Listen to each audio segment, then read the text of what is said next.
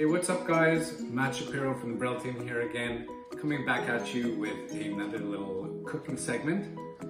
Today actually, instead of cooking, I'm going to be showing you how to prepare something for the smoker. I'm actually going to be making, putting a huge piece of meat on to make a pastrami.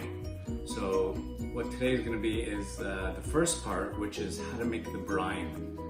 I've gotten into smoking over the past few years, and I actually built my own smoker, so that's actually something I'm going to show you in another video.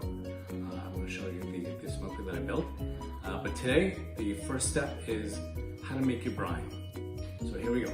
So this is the full brisket that I've got over here. This is the point, and this one over here, this is a good 14 pounds, and you'll see there's quite a bit of fat on it. So what we're gonna do is we're gonna trim it.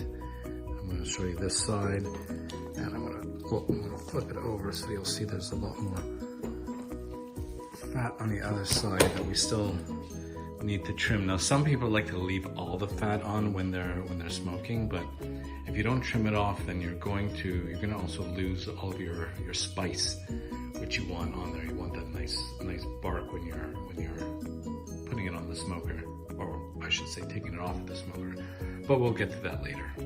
Okay, my vegan friends, now's the time to close your eyes. You don't want to watch this part. There's our trimmings. All right, so I've trimmed off quite a bit over here. The most important part is just on the inside over here. You want to take off the big chunks of fat over there. You don't need that much fat. It'll still be super juicy when you're smoking it. On this side, you'll just see over here, that's pretty much the way it was. I took off a little bit in here. Still, that's quite a big chunk. All right, so these are the ingredients that we're gonna need for our brine.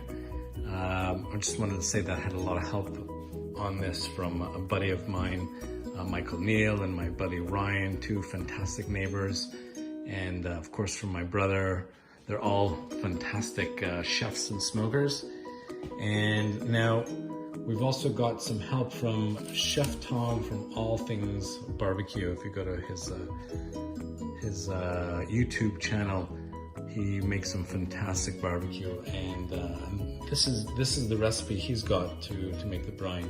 Now I doubled it because I've got a really large piece, but basically what you'll need is a gallon of water, 1.5 cups of kosher salt, 1 cup of sugar, 4 teaspoons of pink salt, which is this one over here, the sodium nitrate. Then you'll need 10 cloves of garlic, crushed. I didn't have complete 10, so I kind of made up with some other crushed garlic that I already had. A 1/4 cup of pickling spice, and I'll get to that afterwards. Also, there's a great recipe that he's got for the pickling spice right over here. That might be a video of its own. And then you'll also need 8.5 pounds of ice. Now the ice you'll need once you've boiled up your brine mix. When you put all these ingredients inside the gallon of water, and then when it goes into the brining bucket, you pour that over the ice so that you're not overheating the meat as it's going into the bucket. Anyways, I'm not gonna lie, a little bit of a failure over here.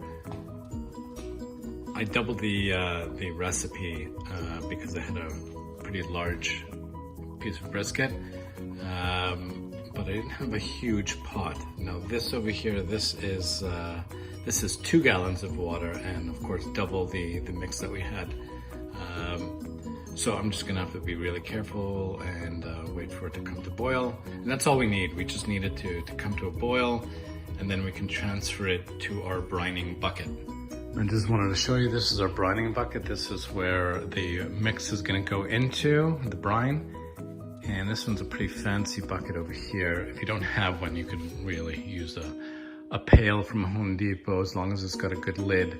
But you do have to remember it's got to fit into a fridge. So hopefully you've got a second fridge at home, or you've got an empty fridge, and that's where this is going to sit into. It actually sits quite well with one of the shelves taken out into my fridge. Now what's cool about this is it's got these little ridges, and this little thing goes in over here. Let me just show you. This goes down, and then you can submerge the meat and then fill the water line above and then lock it in so that the meat doesn't float up. But if you don't have something like this, you can just use any bucket and then maybe just keep the meat down with a plate or something like that inside. So we did manage to bring it to boil. It did spill a little bit, but not too bad. And now I've got 2 bags of ice, which we are gonna drop into the bucket over here.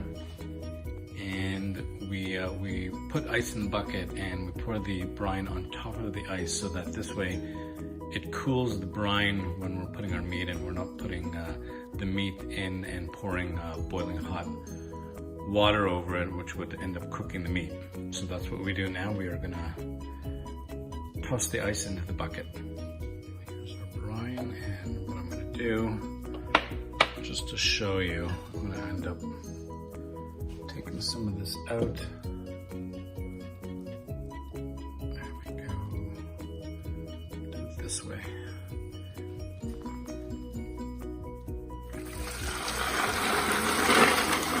There we go.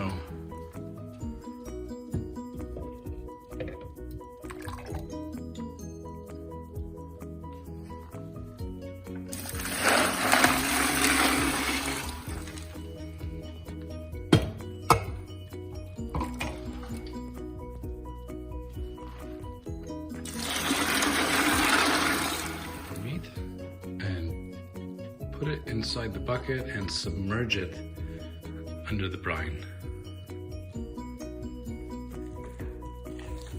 Pick that up.